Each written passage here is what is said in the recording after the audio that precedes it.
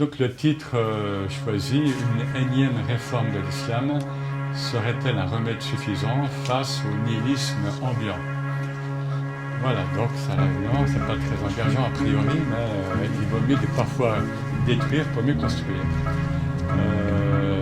Alors, même si les physiciens quantiques nous disent que le temps n'existe pas, mais qu'ils le disent, mais la temporalité existe.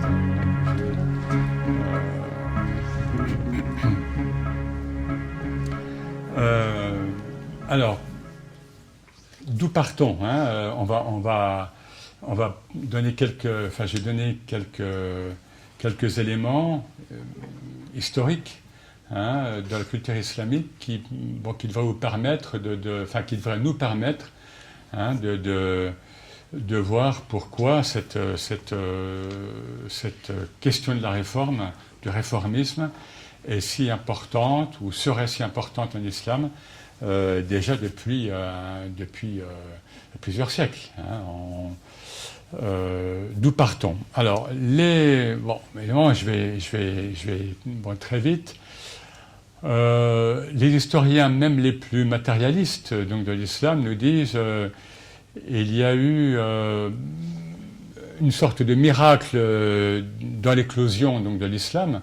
D'ailleurs, comment cette nouvelle religion... d'abord, une première question, est-ce que cet islam qui arrive sur Terre avait-il vocation à être une nouvelle religion? Je mets un point d'interrogation, parce que c'est un point d'interrogation qui est réellement posé actuellement, mais je laisse pour... parce que si je rentre là-dedans, je vais passer tout le temps donc, sur ce thème-là. Donc, il y a une sorte de miracle dans l'éclosion de l'islam, en 70 ans, hein, même pas un siècle. L'islam est culture, civilisation, religion. Et donc en Espagne, et voire le sud de la Gaule à l'ouest, et puis en Inde et en Chine à l'est. Hein, et on sait qu'il y a eu très peu de batailles. Il y en a eu quand même, mais très peu de points de bataille. Donc il y a eu cette explosion, hein, cette diffusion. Hein, pour le Coran, on parle du Tanjim, c'est-à-dire le Coran a été donné en diffusion étoilée, hein, donc en une fois au prophète, et puis durant sa mission prophétique, donc durant 23 ans, ces étoiles sont donc tombées sur Terre, enfin elles se sont incarnées sur Terre, quoi. Et donc c'est un peu pareil au niveau de l'histoire, hein, donc on a cette période classique, hein, donc de l'islam, si plurielle, si riche, hein. Bon, alors tout n'était pas rose, hein, faut pas non plus, mais enfin quand même extrêmement riche, très diversifié. Donc sur plusieurs siècles. Et puis les historiens nous disent, hein, donc globalement, qu'à partir au XVe siècle, 9e siècle de l'Hégire, là il y a un réel affaissement. Hein. Il y a un réel affaissement global. Hein. Bon, je ne parle pas parce qu'il y a les Moghols. Bon, ce pas des Mongols, mais des Moghols, hein, en Inde et Pakistan actuels, qui, par contre, au XVIe, XVIIe, sont dans une effervescence, et ils sont riches aussi parce qu'ils trouvent des diamants, etc. etc.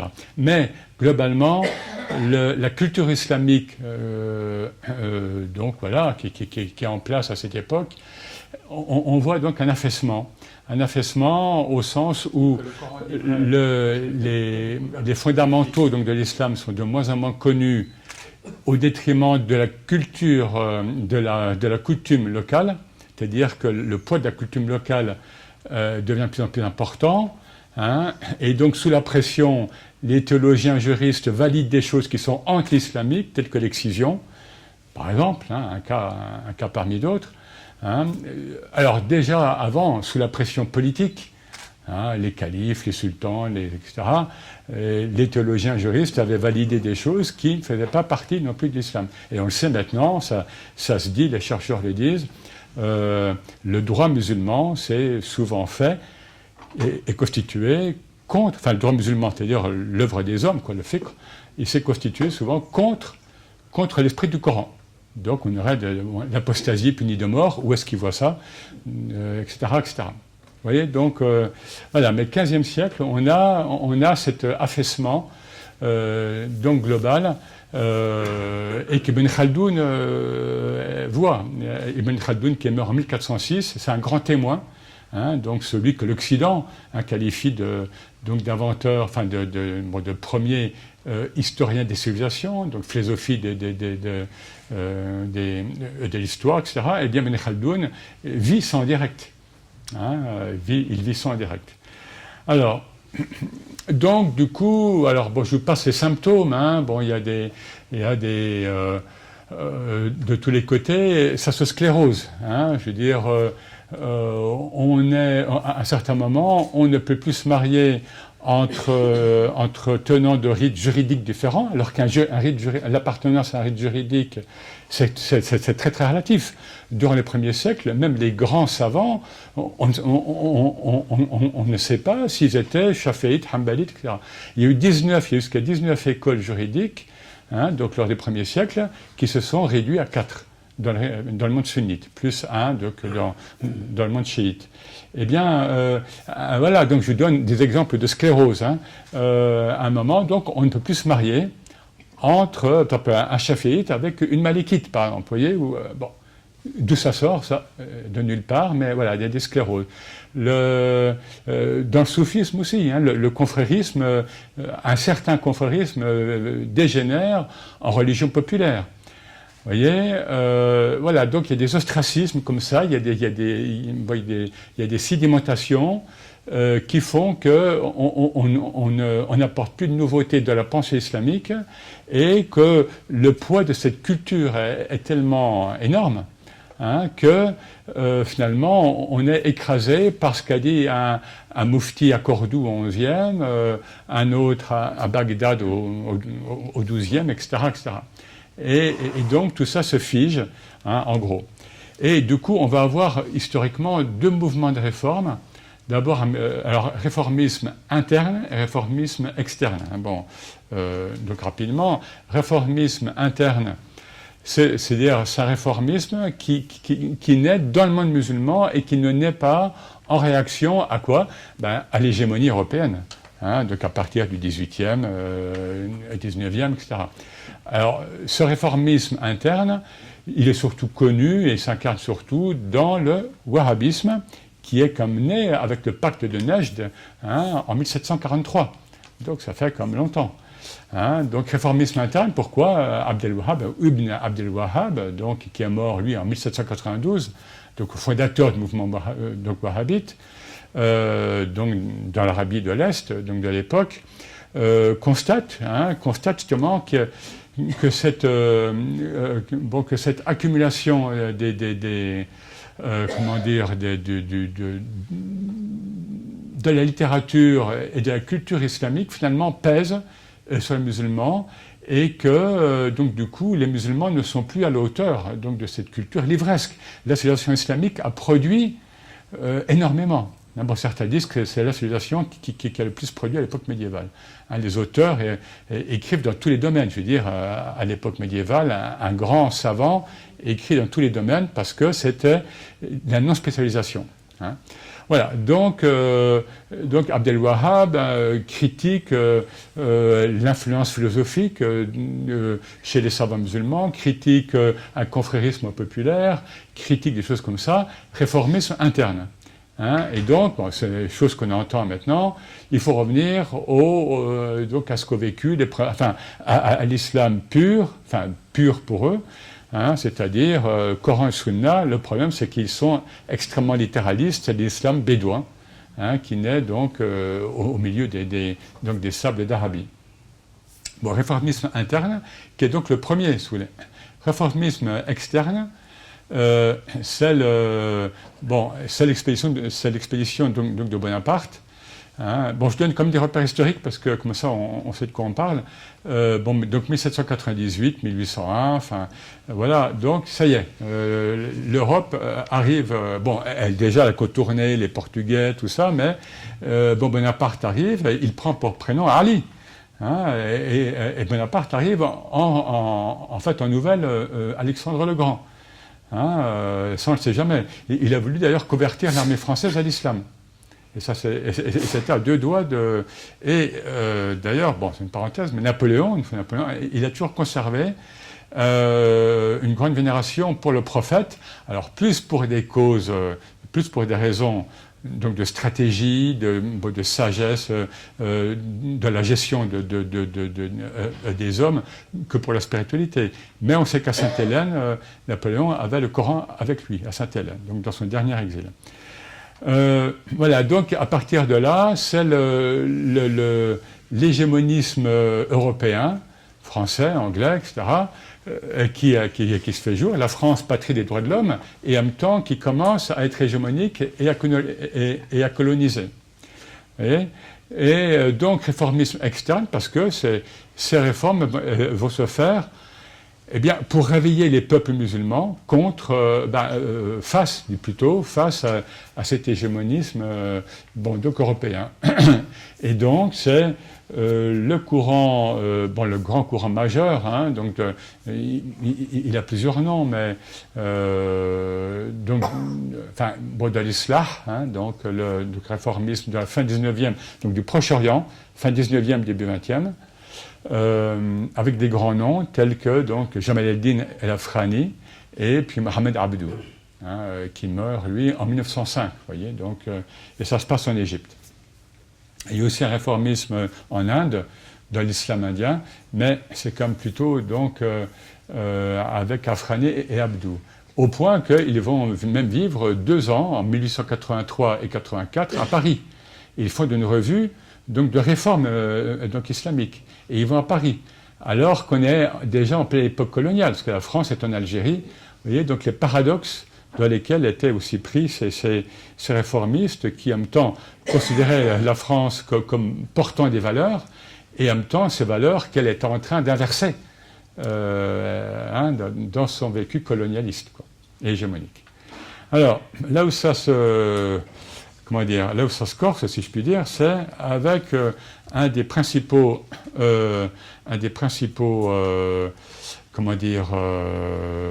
disciple donc, de Mohamed Abdou, c'est donc Rachid Rida, qui lui meurt en 1935.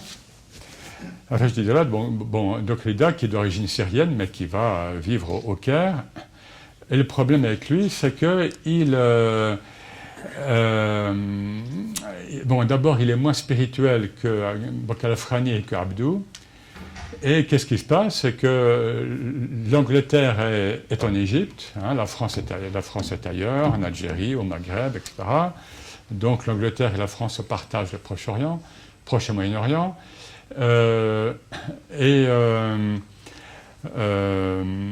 Et surtout, le traumatisme majeur, c'est 1924, donc Atatürk met fin au califat ottoman.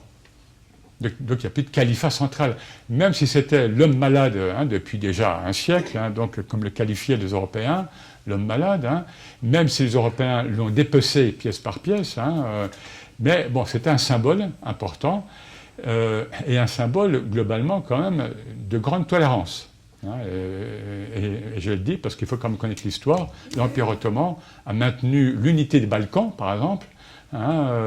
Toutes les ethnies, toutes les religions, tout ça vivait dans une convivialité. Bon, je prends les Balkans par exemple, parce que j'étais cet été, et dès que, il y a encore Tito un peu un moment, puis après, et j'aurai d'autres exemples. La France était beaucoup moins généreuse, et c'est un euphémisme en Algérie, que les Ottomans. C'est ce que je veux dire, je suis gentil. Voilà, donc, fin du califat ottoman. Donc Rachid Rida, il faut reconstituer. Donc il y a des tentatives à la Mecque, 1926, etc. Bon, ça échoue. Quelle est la puissance musulmane montante à cette époque? C'est le régime saoudien. Donc avec cette alliance depuis le pacte de neige dont je vous parlais, donc en 1743, donc politico-religieux, c'est-à-dire les premiers émirs saoudiens, enfin des Beni Saoud, qui font alliance, donc le politique qui fait alliance avec Abdel Wahhab, donc le religieux. Et cette alliance, même si le roi Abdallah, donc en Arabie, a voulu la rompre, elle est toujours là, de moins en moins, mais elle est quand même là. Et donc du coup, voilà. Or, c'est la puissance qui est là, qui monte. Donc, entre 1926 et 1932, ça y est, c'est l'État saoudien moderne, qui va disséminer son islam littéraliste et frustre, donc son islam bédouin, bien sûr avec l'aide des pétrodollars qui commencent à arriver, donc les années 1930, et surtout avec l'aide américaine. Là, ce qui vous intéresse, je vous renvoie à un livre, donc c'est l'aide américaine. Les Américains n'ont cessé, depuis cette époque jusqu'à maintenant, de financer toujours l'islam le plus fondamentaliste, intégriste, enfin, vous prenez tous les noms que vous voulez. C'est un fait historique, donc il faut qu'on soit lucide là-dessus. Donc Rachid Rida, lui, il voit cette puissance et il va s'infléchir vers eux. Et là il trahit, donc l'esprit donc de réforme. Là, je vous passe un peu ce qu'écrivent des collègues et moi sur Rida. Un des noms de ce mouvement réformiste, c'était Salafia. Salafia, c'est-à-dire un mouvement qui prône le retour à ce que vivaient donc les salaf salih, c'est-à-dire les premières générations de musulmans. Mais qu'est-ce que vivaient les premières générations de musulmans? Les salafistes contemporains ne connaissent pas l'islam. Il n'y a pas plus pluriel, pluraliste, divergent, curieux que ces premières générations de musulmans. En quelques décennies, elles ont absorbé le meilleur de la culture grecque antique, la sagesse iranienne, tout ce qui est les sciences indiennes, etc., etc. Je veux dire, on est dans un... c'est des gens qui étaient d'une curiosité et d'une audace, alors que le salafisme contemporain, c'est l'inverse. On est contre l'Occident, contre la mondialisation, etc. Et donc, vous voyez, le glissement des termes, avec Rida, donc le terme salafia va devenir ce qu'est le salafisme. Or, c'est le même mot. Donc en français, en arabe, salafia, donc salafisme, c'est le même mot, ce qu'est donc le salafisme actuel. C'est-à-dire l'inverse de ce que prônait Abdou. Mohamed Abdou, sur son lit de mort, donc en 1905, il maudit El-Azhar, donc la grande université donc, du Caire, parce qu'il dit El-Azhar ne peut pas donc, se réformer, ne veut pas se réformer, et on a eu encore un cas récent, j'ai mon ami donc, qui est doctorant, donc Fadel, qui m'apprend hier que El-Azhar vient de licencier un professeur qui voulait remettre au jour les idées d'Abdou. Abdou, ce n'est pas un anarchiste, ce n'est pas un révolutionnaire, ce n'est pas un djihadiste. Mais il a quand même été grand moufti d'Égypte, en 1900. Vous voyez donc comment le monde musulman pratique une autocensure. Autocensure, en fait, Rachid Rida, donc, en beau disciple, en disciple d'Abdou, lorsqu'il édite les œuvres complètes d'Abdou, il ne publie pas quoi? Une œuvre de métaphysique, donc spirituelle, une œuvre de soufisme, une œuvre de jeunesse, mais qu'Abdou n'a jamais renié. Eh bien, Abdou censure et ne publie pas. Voilà la culture islamique, je ne dis pas maintenant, mais le plus souvent c'est ça. Donc c'est l'inverse de ce qui était vécu durant les premiers siècles de l'islam. C'est vraiment l'inverse. Donc on a inversé. Donc vraiment cette tendance, et c'est pour ça que justement cet auteur donc tunisien donc qui écrit le Pacte de Nejd, c'est-à-dire sur l'alliance historique entre le wahhabisme et les saoudiens donc actuels, il constate dans ce même livre. Il dit justement que le salafisme, le fondamentalisme et le réformisme appartiennent au même champ sémantique. C'est-à-dire, on va le développer, c'est du matérialisme religieux. C'est du matérialisme religieux parce que, il n'y a plus le souffle spirituel. Il n'y a plus le souffle spirituel. On n'est plus dans une évolution, on est dans une involution, on est dans une régression. Si je prends les fatwas faites par Abdou en 1900, donc plus d'un siècle après, on a régressé. Abdou dit, entre autres, aux premiers travailleurs émigrés en Afrique du Sud, donc des musulmans, qui lui posent la question, ben voilà, donc il n'y a pas de boucherie halal, etc. Est-ce qu'on peut consommer, donc la viande des gens du livre, juifs et chrétiens, bien sûr, pas le porc. Et Abdou répond, donc il prend le verset 5.5, et il dit, voilà, donc bien sûr, dès que vous êtes dans un bourg, une ville où il y a une église ou bien une synagogue, vous consommez la viande et vous dites Bismillah, donc au nom de Dieu, et voilà. Et maintenant, elle a en fait du commerce avec cette halalisation. J'étais en Indonésie, il y a quelques années, là, pour des conférences. J'achète une bouteille d'eau et dessus c'est marqué halal.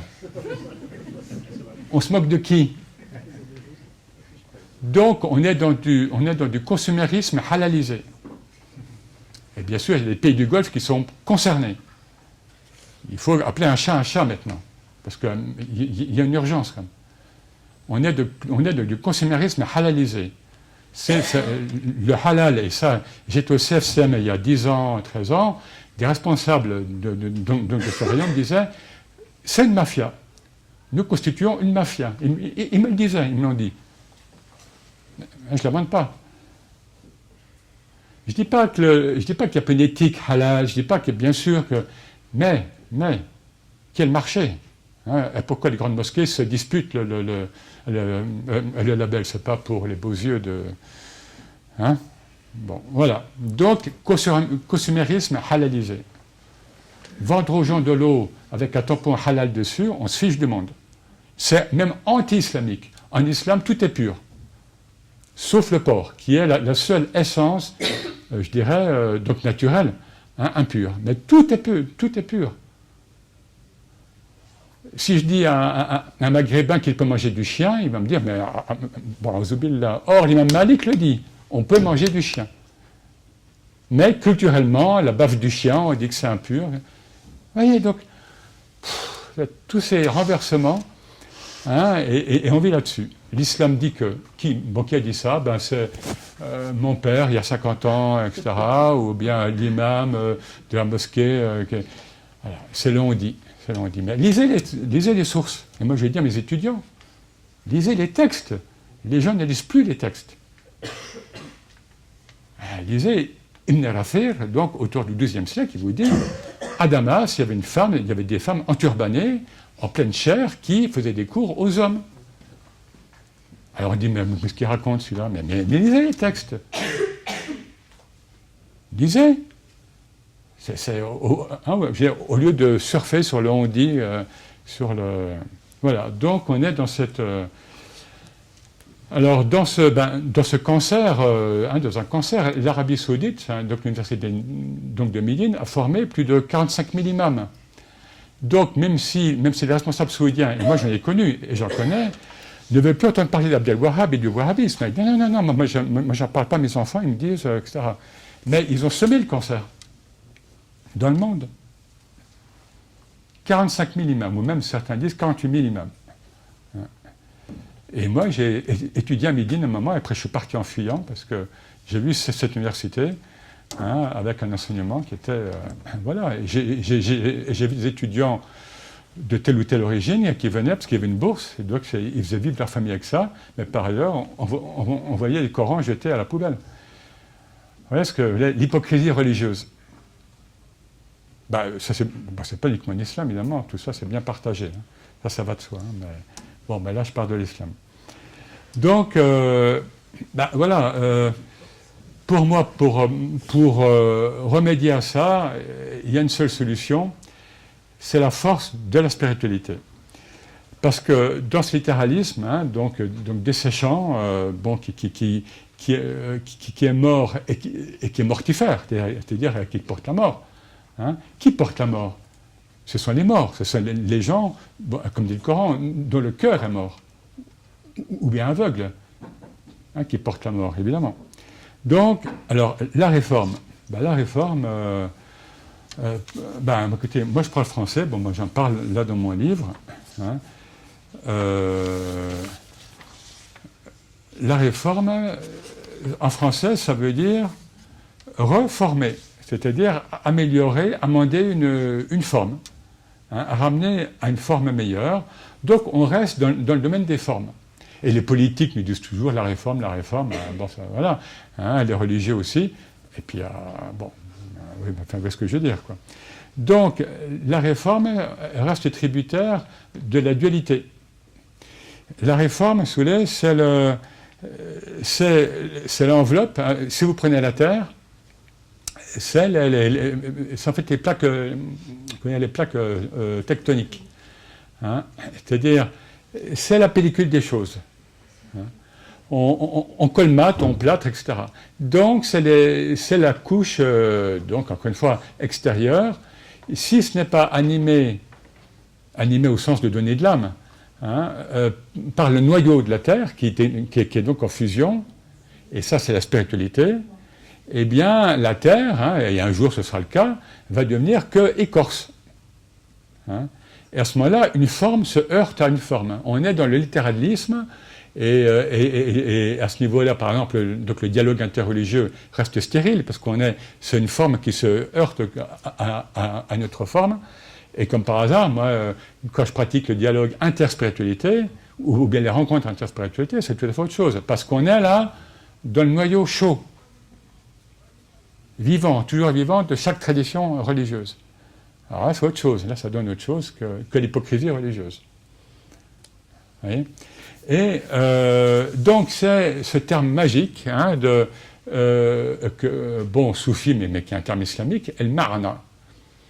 Hein, bon, le sens intérieur d'une chose, la réalité intérieure, subtile, etc., qui donne le sens, donc, en tous les cas, le sens à la vie, le sens à la religion, le sens à ma prière, le sens, etc. Sans ce ma'na, sans ce sens, eh bien, la religion devient une idéologie. Donc, on n'est plus dans le vertical, le souffle vertical, on est dans l'horizontalité idéologique. Alors, que ce soit du communisme, de l'islamisme, vous voyez ce que je veux dire ? Finalement, ça revient au même, c'est récupéré par des groupes, il y a de la mafia dedans, voilà, quoi, je veux dire, et c'est des systèmes morts et qui donnent la mort. Bon, le stalinisme, bon, ça se compte en millions de morts, nazisme, etc. Voilà, donc là, il y a donc le mot réforme, moi je le bannis, je le dis franchement, et je parle, c'est vrai que quand j'ai fait donc le prologue à la réédition de mon livre qui était paru en fait en 2009, bon, moi j'employais donc le terme révolution intérieure, et je l'écris, bon, je me dis, mais bon, ça peut paraître un slogan, ça peut paraître facile, hein, révolution intérieure, qu'est-ce que ça veut dire ? La révolution, c'est quoi ? C'est un retour complet sur soi. C'est tout, c'est pas aller dans la rue, forcément. Bon, s'il faut le faire, il faut le faire, mais voilà, c'est un retour complet sur soi. Et la spiritualité, c'est ça. La religion, vous pouvez biaiser avec. Je suis musulman, je suis né musulman, alhamdoulilah, donc je suis le meilleur monothéiste, parce que les autres, même les autres monothéistes, ils sont moins monothéistes que moi, donc je fais partie du peuple élu, d'autres se disent aussi le peuple élu, etc. Et donc je suis dans mon confort religieux, dans mon conformisme, hein, conformisme. La spiritualité, elle lui dit non. T'es musulman, alors prouve-le. D'accord. Ashhadu an la ilaha illallah, donc je témoigne qu'il n'y a aucun Dieu, hein, donc de n'imiter que Dieu. Alors si c'est pour dire qu'il y a un Dieu unique quelque part sur son trône ou bien dans le ciel, et puis qu'après il y a moi ou nous, là, puis on se débrouille comme on peut, on est dans la dualité, on n'est plus dans l'unicité. Là, tu n'es plus dans le tawhid.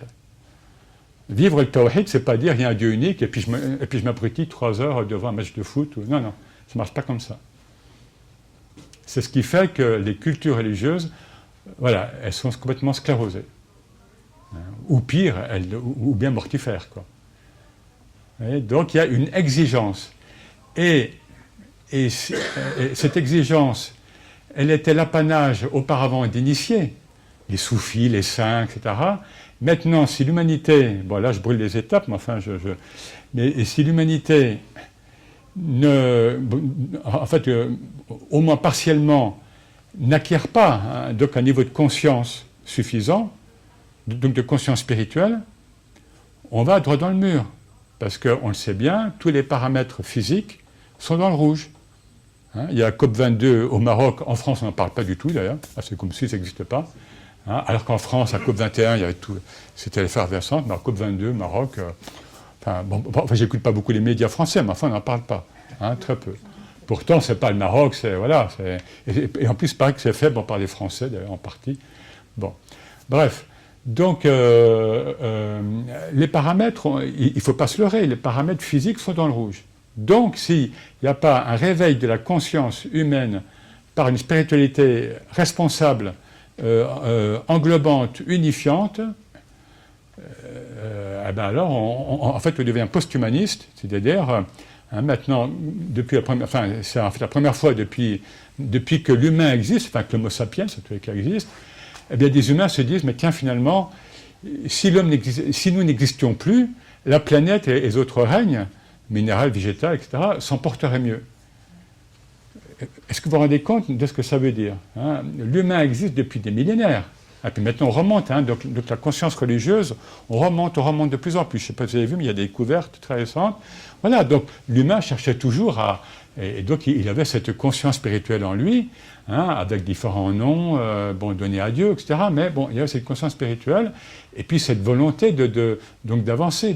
Et là, depuis quelques années, eh bien, l'humain se dit, finalement, si l'humain n'était pas là, ce serait mieux. Ce serait mieux. Et donc, on se suicide, et il y a des gens très, très, très, très éclairés qui disent ça. Et ils n'ont pas tort en plus.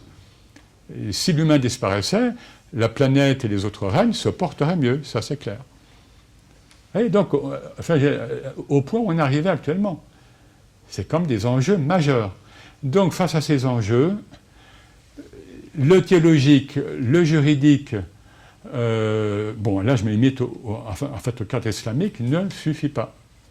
Face à ces défis globaux, ça ne suffit pas. Et on le sent bien, les gens sentent bien ce malaise, je veux dire, se sentent croyants, non-croyants, etc. On ne parle plus de projet pour l'humanité. On ne voit même pas de solution, vraiment. Une fois, j'étais à Rome, au Vatican, on discutait du préambule de la Constitution européenne. Qu'est-ce qu'on allait dire C'était en 2002. Racine judo-chrétienne plus l'islam, ou bien ou bien valeurs humanistes, etc. Et puis je parlais avec Régis Debray, qui était là-bas, et puis donc on disait, et je lui disais, donc il n'y a plus de solution horizontale. Il me dit, mais bien sûr, pourquoi voulez-vous il m'a dit, pourquoi voulez-vous qu'il y ait des solutions? Il me dit ça, c'est sur un ton mi-amusé, pourquoi voulez-vous qu'il y ait une solution? Bon, d'accord, alors soyons post-humanistes, alors, vous voyez, donc les enjeux qui sont là. Et donc la réforme, le réformisme, c'est fini. L'ijtihad, moi j'en parlais dans ce livre, tout ça, et je vois ce qui se passe dans le vécu des musulmans, avec le djihadisme, etc. L'ijtihad, c'est-à-dire l'effort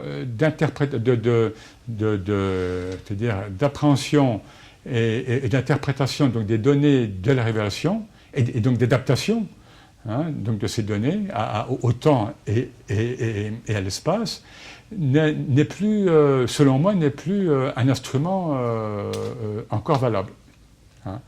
D'ailleurs, Nasr Abu Zaïd, donc égyptien, qui est mort il y a quelques années, lui disait carrément, il disait, nous innovons. Et donc il provoquait, donc il utilisait le terme bid'a, qui, mal compris, c'est-à-dire partant d'un hadith, mais un peu simplifié, toute innovation serait donc vouerait les gens en fait à l'enfer. Or, des grands savants tels que Suyuti, et d'autres ont dit attention, il y a les bonnes innovations, parce qu'à ce moment-là, le calife Omar a innové lorsqu'il n'a pas appliqué la charia, ce que vivait le prophète, donc quelques années avant, parce que dans telle ou telle circonstance, il a changé donc les grandes options de la loi qui était en fait en cours d'apparition. À ce moment-là, Osman, donc le troisième calife, a aussi innové lorsqu'il a fait donc une commission pour qu'on arrive à une seule version du Coran. Le prophète n'avait pas dit de le faire, etc. etc. Donc, la bida, c'est dans les usul, c'est dans les fondamentaux, c'est dans l'unicité divine, c'est dans la prophétologie. Mais après le reste, bien sûr qu'il faut le faire évoluer. Bien sûr, sinon c'est la mort. Sinon c'est la mort. Et on le voit. Les pays, moi j'étais souvent dans des forums franco-saoudiens, je vais en Iran. Ces deux pays ennemis en apparence, qui ont donc instauré une sorte de théocratie religieuse, théocratie politique plutôt. Eh bien, dans ces deux pays, beaucoup de gens sont dégoûtés de la religion. En Iran, on me l'a dit, beaucoup de gens, donc de musulmans, se sont détournés. Et c'est les drogues, c'est etc., etc. En Arabie, c'est pareil. En Arabie, des responsables saoudiens me disaient, écoutez, le wahhabisme, c'est une façade comme ça. Dans une certaine classe donc des saoudiennes, c'est soit le whisky, soit le soufisme. Parce que le wahhabisme ne nourrit pas son homme. Le wahhabisme ne nourrit pas l'âme. Il ne faut pas se moquer des gens. Et je le dis aussi, je l'écris dans le prologue du livre, le laïcisme français actuel ne nourrit pas l'âme. Un Français, avant d'être un citoyen, c'est un humain. Et liberté, égalité, fraternité, on sait ce que ça vaut, malheureusement. Donc, si la France ne permet pas, dans la laïcité, mais ne permet pas que l'humain français s'abreuve à une source, religieuse et spirituelle, quelle qu'elle soit, en évitant les sectes, etc., eh bien, on va dans quoi le pays au monde qui serait le plus grand consommateur donc de tranquillisants, les gens qui ont le moins le moral, etc. etc. Vous voyez, donc, je mets face à face le matérialisme de type occidental et le matérialisme donc religieux. Ce sont les mêmes supports. C'est-à-dire, ce sont les mêmes. On reste, encore une fois, dans une pensée unidimensionnelle. C'est-à-dire, on s'est complètement coupé de la dimension transcendantale. Et ça ne marche pas avec l'humain actuel. Peut-être que dans l'humain cloné, peut-être que les Chinois nous préparent des humains clonés, parce qu'ils vont vite. Peut-être que, voilà, mais dans l'humain actuel, ça ne marche pas. Alors après, ce sont des grands malaises sociaux, moraux, etc. Voilà, donc le syndrome postcolonial, bien sûr, donc djihadisme et malaise civilisationnel, et qui se reporte sur l'islam. Mais évidemment, et là je cite quelqu'un, je citais un journaliste suisse, et qui disait, très justement, voilà, donc Mathieu Mégevant, il disait inutile de. Ça c'est le titre d'un article, donc en novembre 2015, après les attentats donc, à Paris, inutile de vouloir réformer l'islam, il dit. Voilà, donc, et là je cite donc très vite, il estime que l'islam n'est pas en cause dans les attentats, bien sûr, puisque les terroristes, et là je le cite, puisque les terroristes qui s'en réclament n'en ont aucune connaissance, c'est de la psychologie, la sociologie, le politique et le judiciaire qu'il faut chercher le remède. Et là, pour reprendre ce que dit donc Mme Mitterrand-Kobrou, c'est de la psychiatrique. C'est de la psycho... c'est de l'ethnopsychiatrie.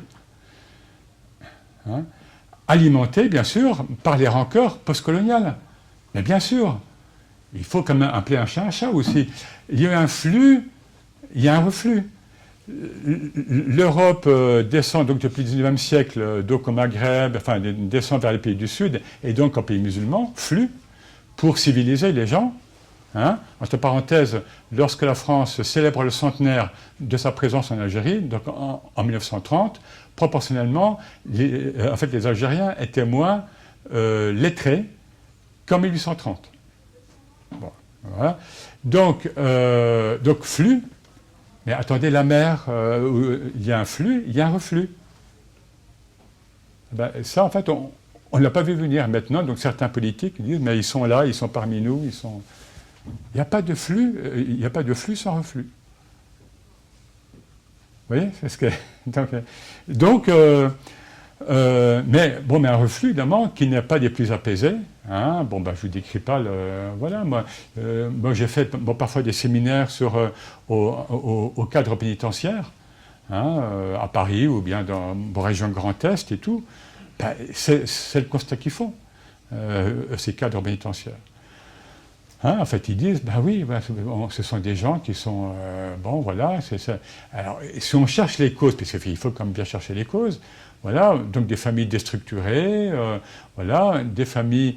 des parents qui n'ont pas su transmettre la religion, enfin l'islam en l'occurrence, hein, etc. Et donc, une psyché, un mental déstructuré, etc., etc. Alors après, on peut colmater. On crée des postes en islamologie. Alors, bon, je dis bravo, c'est bien, parce que je suis islamologue et je...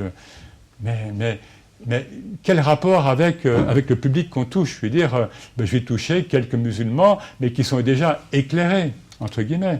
Je veux dire, les gens des quartiers qui sont dans un mal-être, hein, plus les Français non musulmans, post-chrétiens, mettons post-chrétiens, enfin disons, hein, laïcisés à la française, qui sont dans un nihilisme moral. Donc ils cherchent quoi? Ils vont vers le bouddhisme, ils essayent avec le soufisme, et là je peux vous dire qu'il y en a qui... donc il y a des gens sérieux, et puis il y a des gens qui sont paumés, quoi. En Allemagne, il y a plein d'ex-drogués qui vont vers le soufisme. Et donc, ils essayent de les récupérer, de les... Bon, voilà, donc je veux dire, il ne faut pas nier ce malaise civilisationnel. Donc je veux dire, la réforme religieuse, là-dedans, qu'est-ce que vous voulez que ça... ça touche qui? Ça touche vous, moi, voilà. Mais on est déjà convaincus. On est déjà convaincus. Vous voyez, donc... et par contre, la spiritualité, donc là je reviens à ça, hein, la spiritualité c'est quoi? Bon, pour certains c'est une bulle, hein, c'est une bulle, et pour certains, les soufis c'est une secte. Bon, j'étais au Maroc là, donc on l'entend. Il y a eu un lavage de cerveau par la propagande wahhabo-salafiste qui a fonctionné incroyablement, hein, en quelques décennies. Hein, on a fait accroire aux musulmans que le soufisme, bon là je prends donc un phénomène historique, était une secte ou bien un truc innové qui avait... Attendez, mais lisez les textes. Tous les grands savants étaient soufis. Et là, je vais encore je garde un livre chez moi, et je vois que Ibn Kassir, là, je trouve, c'est... peu importe l'auteur, il les rappelle, et ça, je ne savais plus, enfin, j'avais oublié, que Ibn Kassir, auteur d'un des commentateurs du Coran, d'un des commentaires du Coran les plus connus, était Chazili, donc il était soufi Chazili. Je veux dire, ça faisait partie de la vie islamique. Et maintenant, quand on parle à des musulmans du soufisme, on dit, ah, mais c'est quoi? C'est une secte, ils adorent un maître. Attendez, lisez, il y a des livres en français, en arabe, en anglais, voilà. Sans la spiritualité, il n'y a pas de solution. Mais une spiritualité incarnée, c'est-à-dire le modèle mohammedien. C'est quoi le prophète? Ceux qui ont vu c'est quelqu'un qui avait une apparence ordinaire, humaine. Hein, c'est bien ça le message de l'islam, hein, comment le Coran descend sur cet homme ordinaire, entre guillemets. Hein, et c'est pour ça que certains n'ont vu que ça en lui. Et le Coran fait parler les Mécois. Qu'est-ce que le prophète qui marche dans les souks et qui mange comme tout le monde, hein, alors que le prophète vivait des états spirituels dont lui-même se confiait. Puis on a des hadiths, on a des... voilà. Et il y a toute cette sainteté en islam, et qui est toujours vivante, et qui donne des solutions. Et les saints et les grands soufis, ce sont des gens qui sont complètement incarnés. Je peux vous donner des exemples anciens et contemporains. Il faudrait nous dire que les spirituels ne pensent qu'à eux, qu'au salut de leur âme. C'est une contre-vérité historique. Prenez l'émir Abdelkader, donc l'Algérien. Hein, il le dit. a fait des écrits à qui il écrit à des évêques français, il écrit ma vocation, c'était la spiritualité. Les événements historiques ont fait qu'à 25 ans, j'ai dû mener donc la révolte algérienne contre la puissance française, première armée du monde à l'époque. Hein, et lorsque la France l'a libéré, il a donc été dans cette vocation spirituelle, mais c'est l'exemple mohammedien, tout en gérant plein de choses, tout en allant en Europe aux expositions en fait universelles, hein, en suivant donc le progrès technique donc, des Européens, et leur dit bon très bien, etc. Mais qu'est-ce qu'il leur dit? Attention, si vous vous coupez, enfin si vous développez trop le technoscientisme, le ciel va se refermer sur vous, il le dit. Le ciel va se refermer sur vous. Et il dit ça en 1860. Et c'est ce qu'on vit là. C'est ce qu'on vit. Il y a ce malaise là, c'est-à-dire une vision unidimensionnelle de la réalité. C'est la première fois aussi que l'humain est dans cette vision unidimensionnelle. Tous les humains qui nous ont précédés, et ceux qui vivent aussi ailleurs, les sociétés dites primitives, mais qui ont plein de choses à nous apprendre, et d'autres sociétés, eh bien, ont, dans leur vision du monde, elles ont plusieurs dimensions. Il n'y a pas que ce que je touche qui existe. Et surtout, les matérialistes, soit de type occidental ou bien religieux, ils sont en retard d'une révolution essentielle. C'est quoi? La révolution de la physique quantique. La matière n'existe pas. La matière n'existe pas. Le temps n'existe pas. Je travaille avec des scientifiques.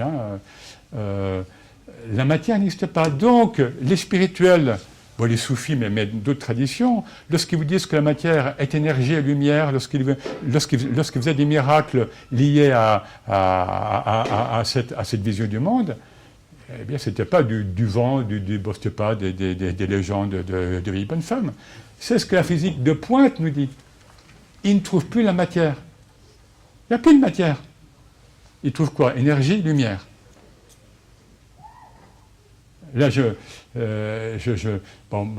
c'est un peu, c'est presque anecdotique, mais il y a un miracle qui revient souvent, donc à l'époque médiévale, hein, c'est le pli de la terre, c'est-à-dire des saints auraient eu le don, hein, je mets le conditionnel, voilà, de pouvoir parcourir donc des distances très vite. Hein, donc ça s'appelle Taï el-Ard ou bien Taï el-Masafa. Donc le repli de la terre en partant des versets coraniques. Voilà. Et ce n'est pas le cas uniquement donc, de Soufi, c'est le cas d'un Lama. Suyuti, son serviteur, dit qu'avec lui, il allait, donc il priait le Zohar au Caire, puis le Asr, il était à la Mecque, ça. Tout ça, voilà, mais ils sont dingues, ces mecs-là, ils vivent dans quoi? Ils sont fous, Or, qu'est-ce que cherchent à faire les physiciens actuellement? Ils cherchent, parce que depuis Einstein, on sait que la surface spatio-temporelle n'est pas du tout homogène, etc. Ils cherchent à plier la Terre pour faire Paris-Tokyo, au lieu de mettre 20 heures, on mettra 1 heure ou 2 heures. Et on est dans une révolution de notre vision du monde qui est... Donc la réforme, religieuse ou autre, non. Non, il faut que très vite, que nous fassions un retour sur nous-mêmes, donc une tauba, c'est-à-dire une révolution spirituelle, et ça concerne chacun d'entre nous. Et là, on n'est plus dans la semi-hypocrisie religieuse, parce que tant qu'on reste en fait au niveau du religieux, on peut se complaire dans une certaine hypocrisie. Je suis infidèle, je suis croyant, chrétien, juif, musulman ou autre, voilà, donc j'ai ma bonne conscience, j'ai ma religion, j'ai mon prophète, etc. Voilà, j'ai mes acquis, j'ai mes rites, etc. Donc j'ai le salut assuré, donc j'ai le paradis, j'ai mon paradis, etc. Et donc, je peux, voilà, peut prendre une certaine souplesse. Puis... Mais là, je parle niveau conscience avant tout. Hein. Dans la spiritualité, non. Hein, parce que dans le religieux, je peux être religieux et puis être dans la finance internationale à outrance. Même si je mets un vernis islamique. Vous voyez ce que je veux dire? Je prends un pinceau puis je mets islam. Mais ça reste quand même la grande finance internationale. Avec les déséquilibres mondiaux que ça a donc suscité. Et voilà. Et donc, alors que dans la spiritualité, non. D'où cet adage, hein, Soufi ibn al-Waqt, le soufi est le fils de l'instant. L'instant, c'est quoi? C'est un terme technique, soufi, al-Waqt. C'est-à-dire, c'est ce que Dieu te donne à vivre là. Et si tu le laisses passer, tu as laissé passer quoi? La présence divine, donc l'éternité divine. Hein? Et on ne peut pas dire non à cet instant. Dans la religion, on peut dire, moi, j'ai fait ce qu'il fallait, donc je me suis acquitté de ce qu'il fallait, donc j'ai été tranquille, et je peux retourner à ma distraction. Et là, je parle au sens aussi bien du philosophe Pascal, hein, français, que du terme donc, coranique. Hein, donc el-rafla. Hein. Je suis un croyant, voilà, mais j'ai droit à me distraire, voilà, et donc on retourne dans le consumérisme en fait mondialisé. Hein. Bon, halalisé ou pas, mais Disneyland est racheté par un Saoudien, je crois. Hein, bon. Et la Mecque est devenue, un ami qui est sur une thèse avec moi, dit que la Mecque, malheureusement, donc il parle de Las Vegas. Bon, moi je parlais de Disneyland. Mais oui. Lorsque vous prenez la Kaaba avec la bourge, là, avec la tour, tout ça, c'est Disneyland. C'est Disneyland. Et vous arrivez en voiture, sous-sol, avant de pénétrer, il faut d'abord passer par le marchand du temple. C'est-à-dire tous les vendeurs. Ah oui, ça, vous ne pouvez pas aller directement dans le marchand du temple. C'est le consumérisme avec donc religieux. Mais non, mais attendez, je suis religieux, non, ça ne marche plus, ça. Le monde en crève de ça. L'humain en crève, la nature en crève, c'est fini, ça. On est dans des défis urgents. Donc, le réformisme s'est dépassé. Je vous remercie.